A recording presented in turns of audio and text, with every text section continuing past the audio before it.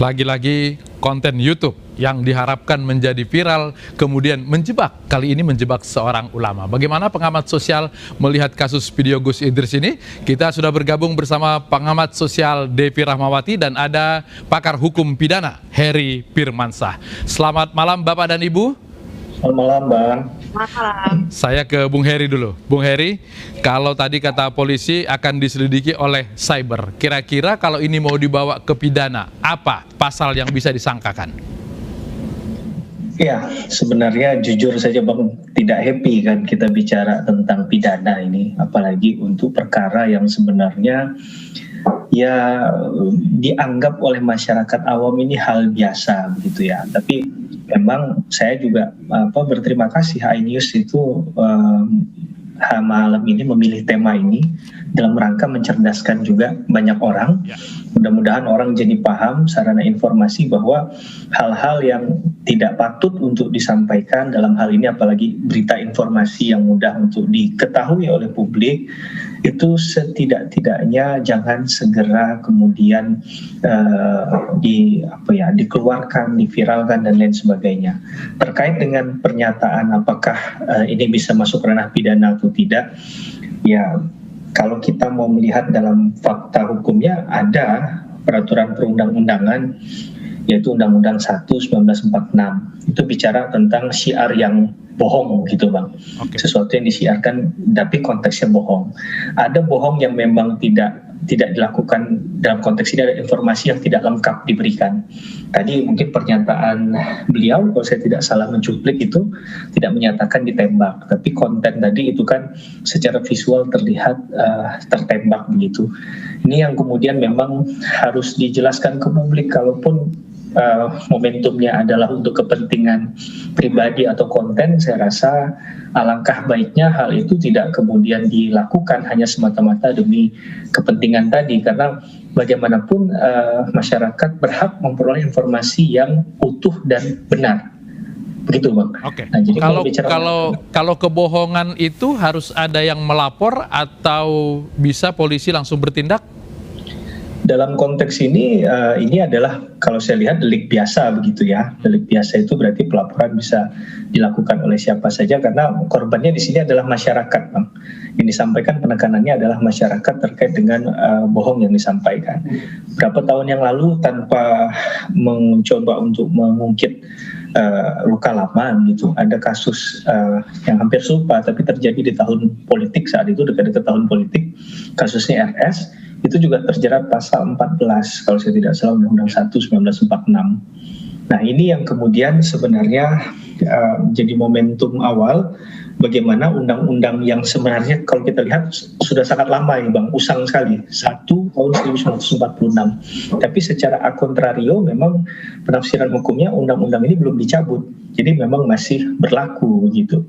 Nah, tapi saya tidak ingin terkesan mendorong ini ke ranah pidana gitu ya Bang. Tapi artinya pidana memungkinkan itu ya? Hukum pidana kita memungkinkan. Kalau dari penjelasan tadi ada pasal yang kemudian memungkinkan itu hal itu. Saya ke Mbak Devi. Mbak Devi, kalau kita lihat kan dalam dunia anak-anak muda sekarang milenial itu prank adalah hal yang biasa. Tapi kali ini melibatkan seorang tokoh. Apakah implikasi yang timbul itu kemudian membuat kita harus lebih memperhatikan prank yang terjadi saat ini?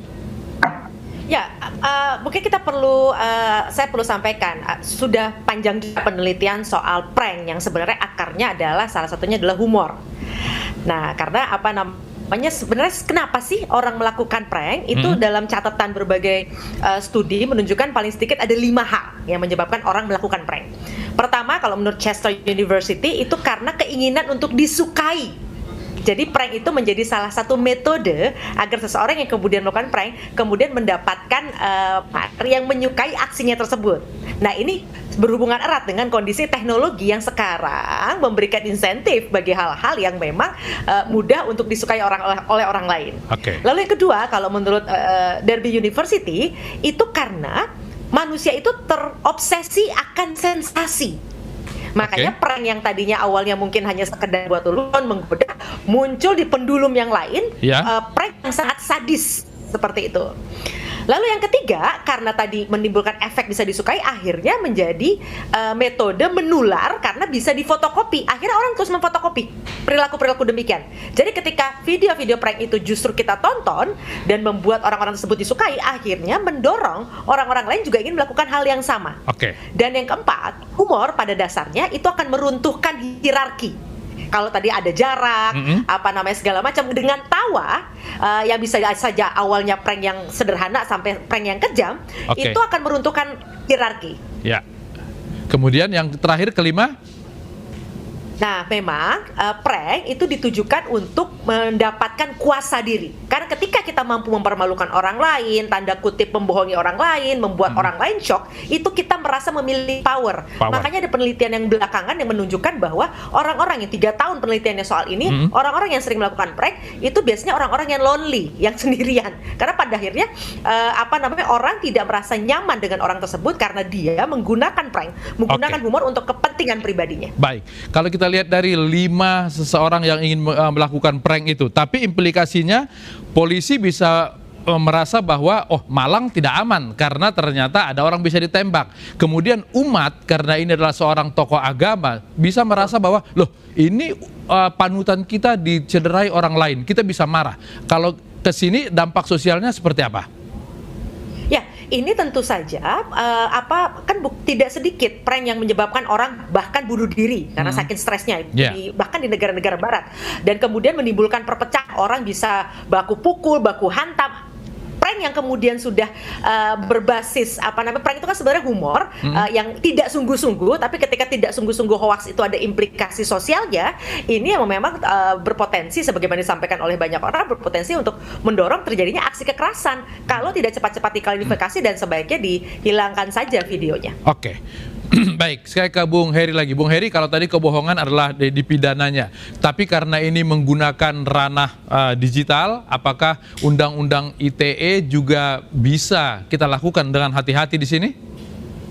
Kalau saya lihat di Undang-Undang ITE di pasal 27 itu mungkin lebih ke kerugian konsumen gitu Bang. Tapi masyarakat dalam konteks kalau kita bicara dalam inkasu perkara ini itu nggak ada kaitannya dengan hal itu, begitu juga dengan kesusilaan dan lain sebagainya.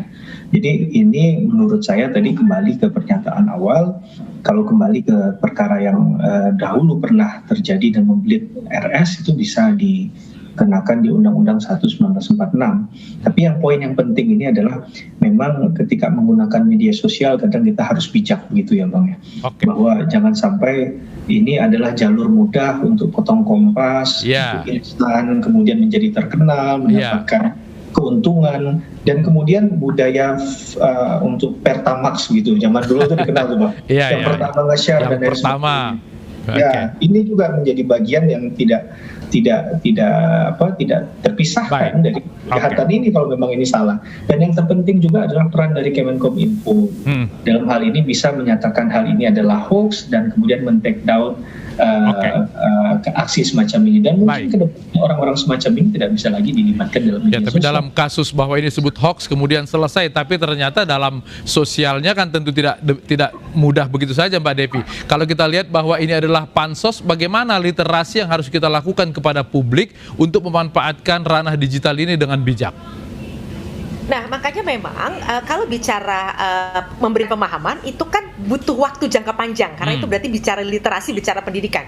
Memang shortcutnya, jalan pintasnya adalah memaksa operator dalam hal ini platform untuk mereka tapi sekarang pelan-pelan algoritmanya sudah dirubah, bahwa yang namanya likes dan sebagainya itu tidak lagi menempati prioritas algoritma, karena harapannya orang nggak terobsesi dengan like, lalu komen-komen yang kemudian ada positif, ada yang negatif. Nah, ini artinya memang platform sebagai yang menciptakan panggung tersebut, mereka salah satu yang paling pertama bertanggung jawab untuk memastikan mesin ini tidak betul-betul memanjakan hasrat naluri manusia.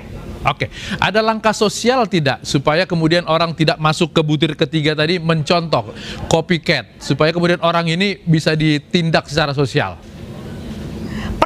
Memang perlu ada teladan, contoh bahwa akhirnya video-video tersebut di take down, akhirnya tidak ada kesempatan untuk mengkapitalisasi secara moral maupun material, gitu ya, karena akhirnya mereka merasa useless kan, merasa tidak berguna, percuma naik diturunin belum dapat likes, itu satu. Lalu kalau memang ada contoh besar yang kemudian bisa tanda kutip diberikan hukuman, itu juga penting karena memang perlu terus diingatkan kepada publik. Nah, kenapa disetujui itu harus di take down? Karena modus berita hoax itu akan selalu memutar-mutar video lama. Khawatirnya kalau ada musim tanda kutip perhelatan-perhelatan tertentu, video tadi itu digunakan lagi yang orang nggak tahu bahwa ternyata itu ulama yang dulu pernah ngeprank misalnya, itu bahaya sekali. Baik, Mbak Devi Rahmawati dan Bung Heri Firmansyah, terima kasih sudah bergabung di iNewsroom malam hari ini. Terima kasih. Sama-sama. Sama-sama.